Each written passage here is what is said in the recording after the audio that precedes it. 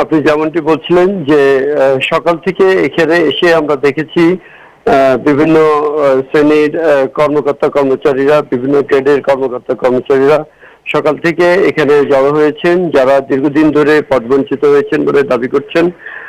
বলা হচ্ছে যে তাদের প্রমোশনের সময় অতিক্রম হয়ে গিয়েছে, কিন্তু তারপর প্রমোশন দেওয়া হয়নি, প্রেশনে অন্য জায়গায় পাঠানো হয়েছে, কিংবা আপনার এখানে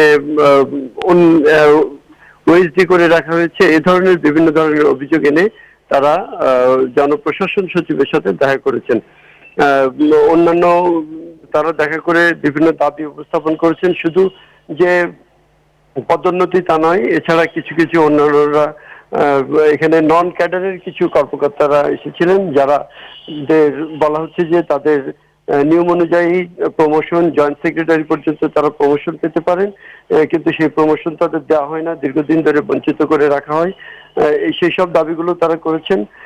এইসব দাবিগুলো নিয়ে সচিবের সাথে আমরা দেখা করব এখন বলে অপেক্ষা করছি, এবং ওনারা যে দাবিগুলো উপস্থাপন করেছেন সেই দাবিগুলো দ্রুততার সাথে মেনে নেওয়া হবে বলেও সচিব আশ্বাস দিয়েছেন বলে তিনি জানিয়েছেন, এবং এগুলো পর্যালোচনা করবেন বলেও তিনি জানিয়েছেন।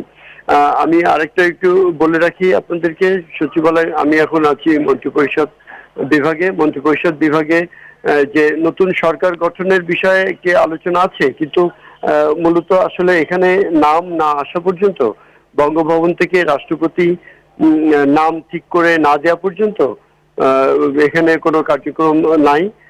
গতকালকে যে শিক্ষার্থীরা নাম প্রস্তাব করেছিলেন প্রধান উপদেষ্টা হিসাবে ডক্টর মোহাম্মদ ইউনূসকে, সেই বিষয়টি ডক্টর মোহাম্মদ ইউনূস এখনো দেশে আসেননি।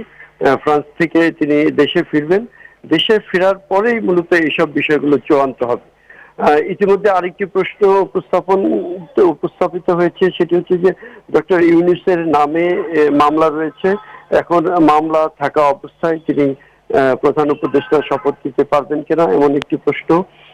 সেক্ষেত্রে আমরা যতদূর জানতে পেরেছি, বিএনপি চেয়ারপারসন বেগম খালেদা জিয়াকে বিশেষ ভাবে রাষ্ট্রপতি যেভাবে ক্ষমা করে দিয়েছেন, মুক্ত করে দিয়েছেন, সেইভাবে বিশেষ সুবিধায় বিশেষ রাষ্ট্রপতির ক্ষমতা বলে ডক্টর ইউনূসেরও মামলাটা তুলে নেওয়ার বিষয়ে একটি আলোচনা চলছে।